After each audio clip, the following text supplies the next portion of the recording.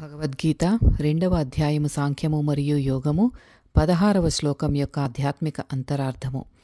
ఈ శాశ్వతమైన పరబ్రహ్మం రెండుగా విభజించబడినది. ఒకటి సత్పదార్థము అంటే మార్పు లేనిది, రెండవది అసత్ పదార్థము అంటే మార్పు చెందేది, అంటే ఒకప్పుడు ఉండి ఒకప్పుడు లేనిది అని అర్థం. ఇది 24 తత్వాలతో కూడిన ప్రకృతి.